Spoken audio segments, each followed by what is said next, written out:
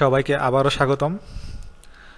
আজকের লেকচারটি fourth semester electrical technology স্টুডেন্টের জন্য। বিষয় ইন্ডাস্ট্রিয়াল ইলেকট্রনিক্স, চ্যাপ্টার 4, ইনভার্টারের বৈশিষ্ট্য।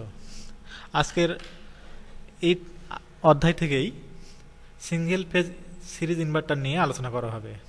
তো সিঙ্গেল ফেজ সিরিজ ইনভার্টার নিয়ে বিস্তারিত আমি লিখে দিয়েছি ভিতরে, তোমরা সবাই দেখে দেখে নিবা। আর এর মূল যে মেকানিজম সেটা আমি তোমাদেরকে বলবো। তো সিঙ্গেল ফেজ সিরিজ ইনভার্টার যেটা, সেখানে দুটো থাইরিস্টর থাকে, T1 এবং T2, এবং সিরিজে এল এবং সি আর, এল সি আর, এই তিনটা সিরিজে থাকে। যেখানে আরটা হচ্ছে আমাদের লোড রেজিস্ট্যান্স এবং ক্যাপাসিটর, এটা হচ্ছে ইন্ডাক্টর। এখানে ইন্ডাক্টর এবং ক্যাপাসিটর ব্যবহার করা হয়েছে কমিউটেটেড কম্পোনেন্ট হিসাবে।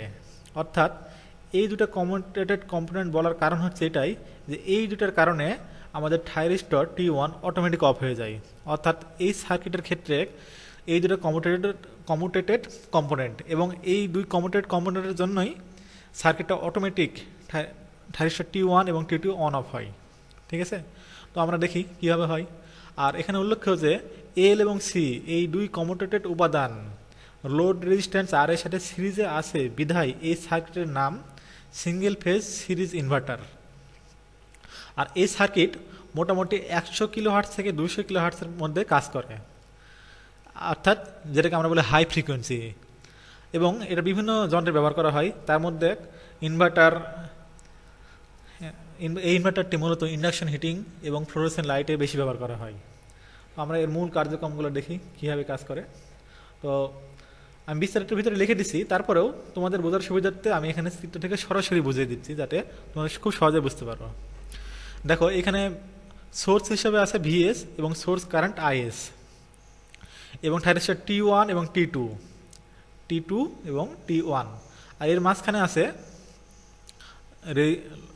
ইন্ডাকটিভ লোড, রেজিস্টিভ লোড এবং ক্যাপাসিটিভ লোড।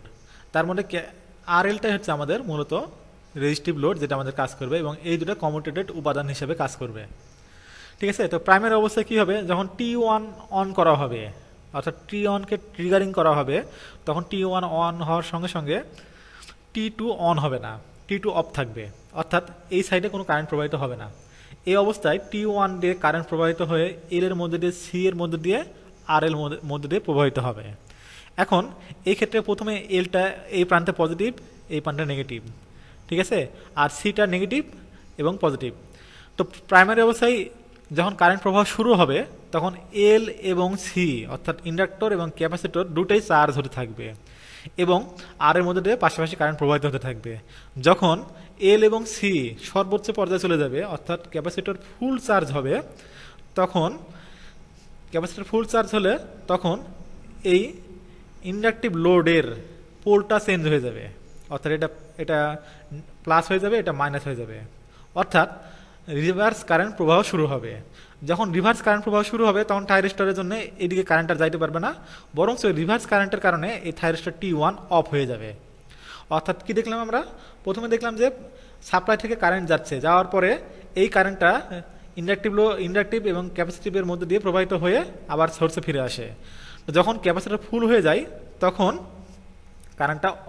কারেন্টটা সর্বোচ্চ কারেন্ট, অর্থাৎ আইএস এর সমান হয়ে যায়। এই অবস্থায় আমরা এই ধরনের একটা গ্রাফ পাচ্ছি। দেখো, এখানে আমরা I0, অর্থাৎ এই I0 কারেন্টটা বের করব। ঠিক আছে, I0টা প্রাইমারি অবস্থায় প্রবাহিত হতে হতে হতে হতে একবার ম্যাক্সিমাম পর্যায়ে চলে আসে। এই যে ম্যাক্সিমাম পর্যায়ে, এই ম্যাক্সিমাম পর্যায়ে যখন চলে আসার পর ক্যাপাসিটর ফুল চার্জ হয়ে যায় এবং ইন্ডাক্টর যেটা, সেটা রিভার্স দিকে প্রবাহিত শুরু হয়। অর্থাৎ এই অবস্থায় আবার কারেন্ট কমে একবার জিরোতে চলে আসে। এই অবস্থায় কিন্তু শুধু T1 অন, অর্থাৎ স্টেপ 1-এর ক্ষেত্রে T1 যখন অন থাকবে, তখন এই কন্ডিশনটা, মানে এই অবস্থায় তাহলে আইএস কারেন্টটা কী হবে, আইএস কারেন্টটা I0 এর সমান হবে, বা I0 কারেন্টটা আইএস এর সমান হবে। কারণ কি, ম্যাক্সিমাম কারেন্ট কোনটা, আইএস। এই ক্ষেত্রে ম্যাক্সিমাম সোর্স থেকে যাবে, সেটাই তো আইএস। এই আইএস এবং I0 সমান হবে। অর্থাৎ প্রাইমারি স্টেপ 1-এ যখন T1 অন থাকবে, তখন আইএস এবং I0 সমান থাকবে। এই অবস্থায় কি হবে, এই অবস্থায় ক্যাপাসিটিভ ভোল্টেজ যেটা, সেটা মাইনাস থেকে পজিটিভ চার্জ, অর্থাৎ চার্জটা সঞ্চিত হতে থাকবে, ক্যাপাসিটর চার্জ হতে থাকবে। এই অবস্থায় দেখো মাইনাস থেকে ক্যাপাসিটর চার্জটা বা ক্যাপাসিটর ভোল্টেজ বাড়তে বাড়তে বাড়তে বাড়তে ম্যাক্সিমাম পর্যায়ে যাবে। এই কোন পর্যায়ে? ভিএস পর্যায়ে। ঠিক আছে, ভিএস পর্যায়ে চলে যাবে। তাহলে কি হবে? এই ক্যাপাসিটর চার্জ প্লাস এই ভিএস দুটো মিলে ভিসি প্লাস ভিএস একটা এই ভোল্টেজ শো করবে। অর্থাৎ যখন আমাদের প্রাইমারি স্টেপ বা স্টেপ ওয়ানে T1 অন থাকবে, তখন ক্যাপাসিটরটি নেগেটিভ থেকে পজিটিভ চার্জ সঞ্চিত হবে। ঠিক আছে, ঠিক একইভাবে ইন্ডাক্টর কি হবে? ইন্ডাক্টর হবে তার উল্টা। ক্যাপাসিটর যখন চার্জ হবে, ইন্ডাক্টর তখন ডিসচার্জ হবে। এই জন্যে মানে ক্যাপাসিটর চার্জ যদি পজিটিভ থাকে, সেটা আস্তে আস্তে ম্যাক্সিমাম নেগেটিভ চার্জে নেমে আসবে। ঠিক এই অবস্থায় যখন আমাদের T1 অফ হয়ে যাবে, তখন দেখো এই জায়গাটা ফ্ল্যাট জিরোতে চলে আসবে, এই জায়গায় জিরো চলে আসবে, এবং এটা ম্যাক্সিমাম পয়েন্ট হবে। এবং ভিএল এর ক্ষেত্রে যখন T1 অফ হয়ে যাবে, ভিএল এর ক্ষেত্রে সেটা জিরোতে চলে যাবে। এই যে দেখো একবার জিরোতে চলে গেছে কারেন্টটা।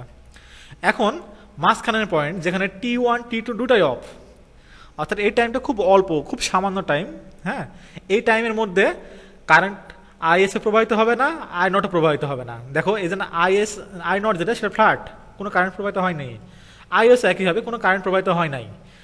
কিন্তু এই যে ক্যাপাসিটর ভোল্টেজ যেটা, ক্যাপাসিটর আউটপুট ভোল্টেজ যেটা, সেটা ভিসি, এটা ফিক্সড, অর্থাৎ এটা কমেও না বাড়েও না। কারণ কি?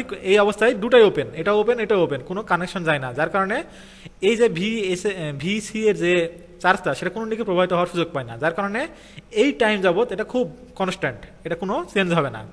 ঠিক একইভাবে ভিএল যেটা, অর্থাৎ ইন্ডাকটিভ যে কারেন্টটা, হ্যাঁ, সেইটাও কোনো দিকে প্রবাহিত হবে না, এবং এটা ফিক্সড কত? যেমন আমরা দেখলাম যে I1 টার্ন অন অফ হওয়ার পরে এটা জিরোতে চলে আসলো, এটা এই টাইম যাবত জিরোই থাকবে। স্টেপ টুতে যায় যখন যখন T2 অন হবে, T2 অন হলে কি হবে? T2 যখন অন হবে, ঠিক সেই অবস্থায় T1 অফ হয়ে যাবে। মানে এক কথা, T1 অফ হলে T2 অন হবে। এই অবস্থায় এই জায়গায় ওপেন, তার মানে এদিকে কারেন্ট যাওয়ার কোনো প্রসেস নাই। এই অবস্থায় আইএস কোনো কারেন্ট প্রবাহিত করবে না, অর্থাৎ আইএস সমান জিরো। দেখো আইএস সমান আমরা জিরো দেখতেছি, কোনো কারেন্ট প্রবাহিত হবে না। এই যে আইএস এর গ্রাফ যেটা, এবার ফ্ল্যাট, অর্থাৎ আইএস সমান জিরো। এই অবস্থায় কি হবে? এই ক্যাপাসিটর ডিসচার্জ হওয়া শুরু হবে। ডিসচার্জ হলে কি হবে? সেটা এই ডিসচার্জ ক্যাপাসিটরের কারেন্টটা আইএল এর মধ্য দিয়ে T2 এর মধ্য দিয়ে আবার লোডে আসবে। ঠিক এই সাইকেল কমপ্লিট করবে। প্রথমে আমরা কি দেখলাম? আইএসটা এই সাইকেলে যাইতেছে। এখন কি দেখলাম? যে এই সাইকেলটা এই অবস্থায় যাইতেছে, মানে ডিরেকশনটা নিচ দিকে। এই অবস্থায় ক্যাপাসিটর ডিসচার্জ হওয়ার সময় কারেন্টের ডিরেকশনটা উপর দিকে, মানে উল্টা দিকে, অর্থাৎ রিভার্স কারেন্ট ফ্লো হচ্ছে। ঠিক আছে, রিভার্স কারেন্ট ফ্লো হওয়ার কারণে এই ডিরেকশনটা এই বরাবর T2 এর মধ্যে দিয়ে আবার আরএল এর মধ্যে দিয়ে প্রবাহিত হবে। তার মানে এই ক্ষেত্রে আমরা একটা রিভার্স কারেন্ট পূর্বের অপেক্ষা, অর্থাৎ এটা যদি পজিটিভ হয় তাহলে এটা রিভার্স নেগেটিভ হবে, এটা রিভার্স কারেন্ট পাবো। এটা হচ্ছে কি I নটের কারেন্ট, এটা এই কারেন্টটা, এই কারেন্ট হচ্ছে এই কারেন্ট। হ্যাঁ, আর এই অবস্থা কি? আইএস এ কোনো কারেন্ট প্রবাহিত হবে না, যার কারণে আইএসটা জিরো, ফ্ল্যাট। এখন যেহেতু এটুকু টাইম কি ছিল? কোনো অন অফ, মানে কোনো কারেন্ট কিছু প্রবাহিত হয়নি এটুকু।